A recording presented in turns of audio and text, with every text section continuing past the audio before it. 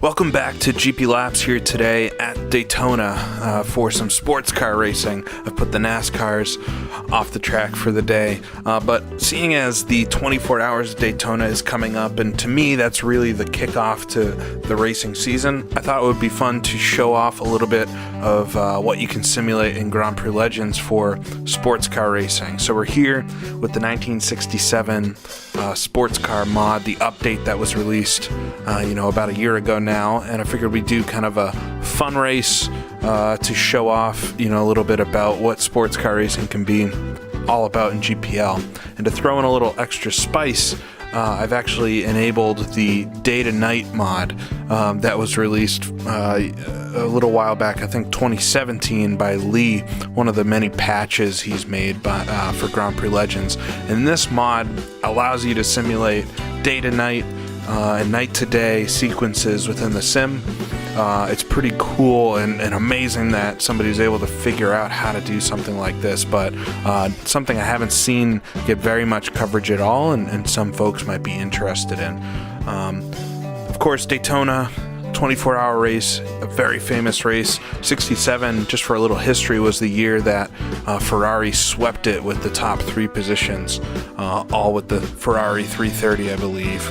And so beating the Ford GT40 that dominated Le Mans at the time and is popular right now because of the Ford vs. Ferrari movie, Ferrari was able to best them at Daytona. So we'll see what we can do here today. I'm racing a Ford GT40 Mark II. I'm going to start at the back, towards the back of the grid. And we'll see, through this 8-lap race, how far up to the front we can go. So without further ado, why don't we get started here at Daytona.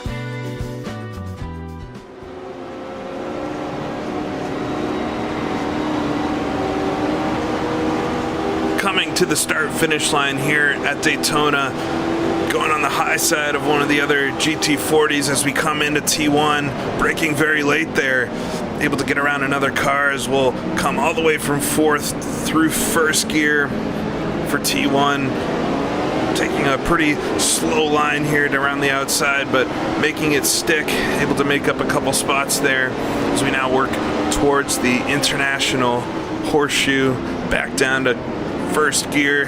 Ferrari 340 in front, dipping in and out, thinking of blocking, not blocking, but opening it up for us nevertheless to get around, as now we'll stream down the back straightaway here, or down the back side of the inner loop and towards this left-hand kink, which second gear corner in these cars, opening lap with traffic, is very hairy. We'll then throw it up the inside for the second horseshoe,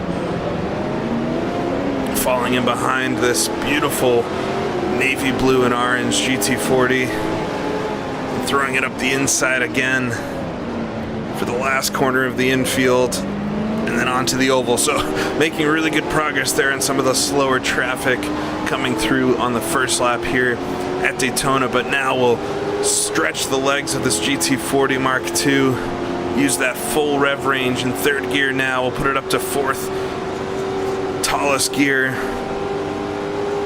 We'll hit almost 200 miles an hour here before we get into turn 3. Absolutely incredible speed, especially for the 60s. Lifting off the gas just a little bit to make sure the car can stay down, driving about one lane up. We'll dip it down a little further, coming out of NASCAR turn 4 and headed towards the line for the completion of the first of our 8 laps here. Braking plenty early for T1 then, all the way down to first gear again, reeling nicely in this little pack in front of us. It looks like we got a couple chaparrals dueling it out in front of a yellow 330 in our GT40 in gold. I think that might be Mark Donahue. The greats were racing sports cars in 60s. All of the F1 drivers and then some. Oh, as Donahue, I think there maybe runs into one of the little supports or little cones there on the inside of the circuit, stopping awful quickly. Got the green flag now. Everything's good ahead here. But everybody raced sports cars in the 60s. All the F1 drivers raced for the different factory teams. Lorenzo Bandini, Chris Amon were the two that won this race in the Ferrari P4. Mario Andretti, Dan Gurney. I think Denny Hulme was also in this race. So it must have been awesome as a motorsports fan in the 60s to go to, you know, a sports car race and you pretty much got to see an F1 race break out. So now we'll head down the back straightaway. I think close enough to pick up the draft here, and we should start seeing nightfall here pretty soon. It's incredible that a nighttime patch or a transition day to night patch was created for Grand Prix Legends. Something that, you know, just shows how insanely dedicated people are to the sim and making it everything it can be. Let's make a clean, easy pass there on that beautiful yellow Ferrari. Oh, coming into T1, getting all kinds of sideways. Try not to run too wide here. Able to make it stick somehow. The nighttime transition here will be pretty quick since we're running an 8-lap race, but very necessary and immersive for this type of racing. If you're going to do some sports car racing and not do a day-to-night transition at Daytona, it just doesn't feel correct. And so having something that actually, you know, makes a change like that, makes it feel like when you come back to daytime at the end of it that you've really done something, it just makes it so much more rewarding. Down into first gear here, just watching my mirror a little bit for that Ferrari as he's looking up the inside, trying to get a heavy pedal here. Coming into the last corner, I think I've definitely got him on the straightaway through the infield though. I think that was the case though for the Ferraris and GT40s, where Ferrari was a bit more nimble. The GT40 had that speed. I can tell now the sky's starting to get a little pink. So the way the night effects work, and you'll notice it, it's the fog effect from Grand Prix Legends. It's been shaded to show, you know, a yellow or red color as it fades into evening, and then a dark black color at night as we're really starting to see it come in now. And it really shows off just cool aspects of this sim as diving here in the front straightaway. Ooh, the chaparral lifting a little bit. Both chaparrals there. Maybe able to make this move as we're trying to slide up the inside into T1. Getting past both of them as now here comes the night. Almost feels like a big storm is coming on, but very cool, you know, effect in the sim. It's not perfect. I'm not gonna sit here and pretend like this looks better than, you know, Project Cars nighttime mode, but just to have something like this in Grand Prix Legends is very cool. Some parts of the circuit get very dark here. We'll still be able to spot our turn, but it simulates a little bit. I mean, you can, especially in these days, could not drive as fast into the nighttime as getting very sideways there, almost missing my braking zone. You know, lights did not illuminate like they did, like they do in modern times. Coming in here behind the chaparral, we'll, I think, be able to get them on this straightaway here. So there are bits that are a little darker.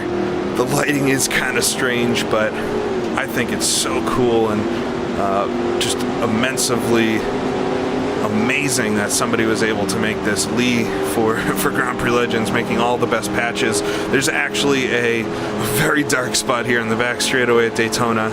Another one. Hopefully be able to see turn 3 here as we can just see it.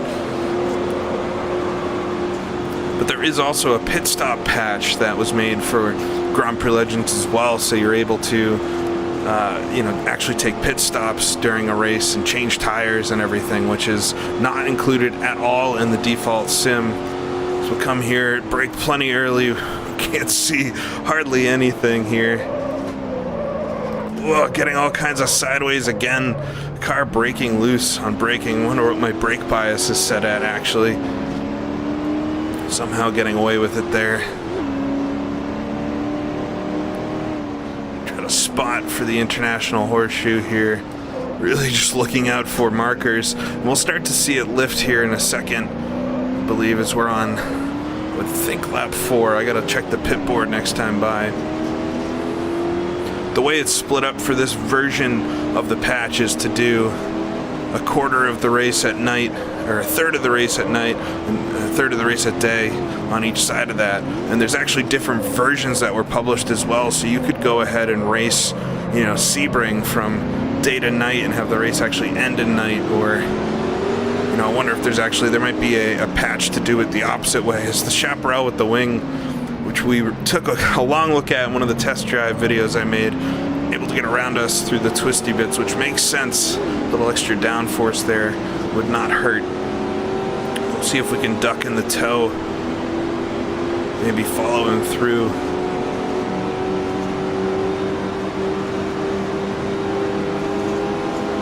Racing down the back straightaway here at Daytona in the night in Grand Prix Legends. Able to make that good pass as we'll come into T3. Just a little breath of the throttle there.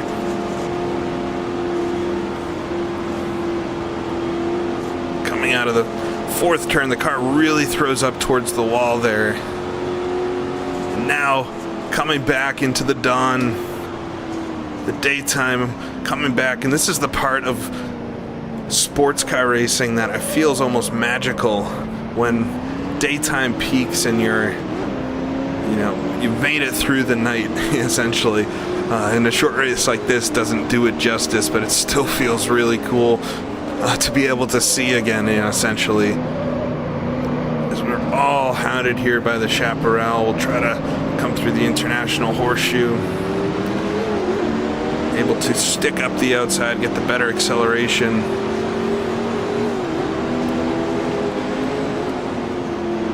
Throw it through the fast kink there.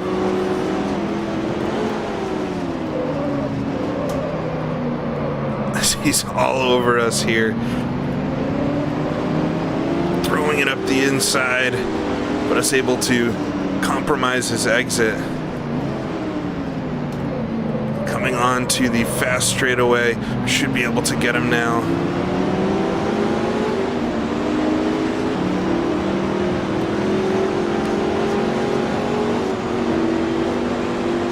Slipstream being ever important in any type of car, especially in a sports car with all the extra bodywork and things. And I think the sports cars of this era are some of the best looking sports cars. I've already talked about my love for the Ferrari 330, but the GT40 as well, and the Chaparrals with their, especially the other one that we saw there, which I cannot remember the model of, but the Porsche that's in the 1967 mod as well. Just beautiful, beautiful cars. It was before the prototypes got really extreme. They were still obviously producing cars like the GT40 for the street. The Mark III, I think, being entirely a street car, for the lucky few that were able to own one. Whoa, the Chaparral diving onto the inside. We're actually going to dump it into the grass. He spooked me under braking a little bit there. Let's see if we can gather it back together here, get that throttle down and charge towards him. And you can see the cars on the oval as we're streaking around. Such a cool, cool circuit.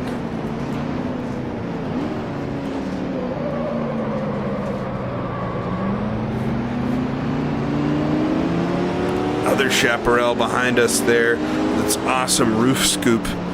Don't see that a lot in cars. So we'll get onto the oval here, try to get on the gas as soon as we can. Should have just a couple of laps left, I would think. Try to check the pit board this time by.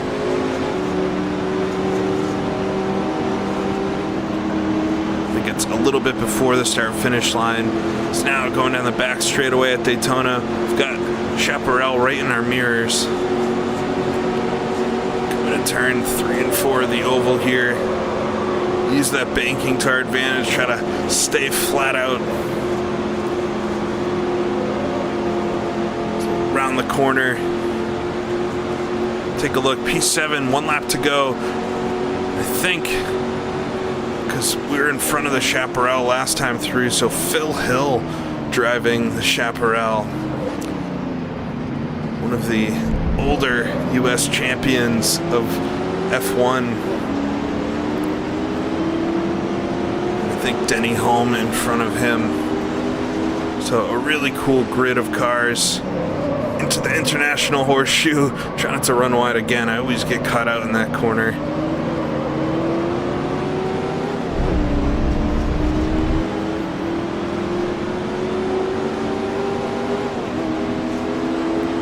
We'll go through the kink here.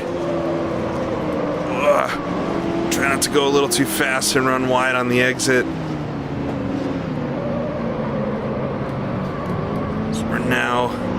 We're in pretty good spot here behind the winged Chaparral.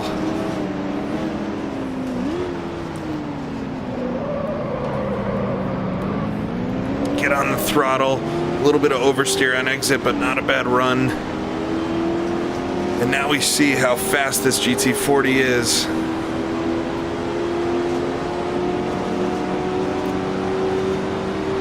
You know, Ford versus Ferrari just came out a few weeks ago, and I know, you know, the GT40 and Ferrari and everything are pretty popular, but it is so much fun to race these cars. So we'll come through turns 3 and 4 on the high side of the Chaparral here. See if we can swing around the outside of him. Coming to the line.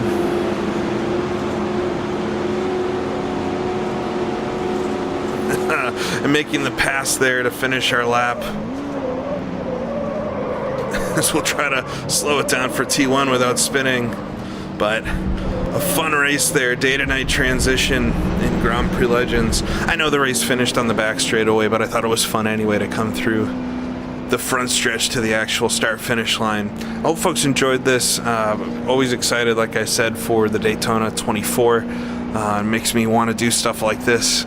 And so I think there'll be more sports car racing in the not too distant future. Hopefully we get some more content for GPL with sports cars specifically, since we only have 67 right now. But you know, driving these cars, driving the different cars. I didn't even really talk about, you know, driving the GT40 compared to some of the others, but they all have really interesting handling techniques, and especially compared to you know, some of the Grand Prix cars, it's just a totally different driving experience again. So I hope folks enjoyed it, but we'll be back for some more videos pretty soon.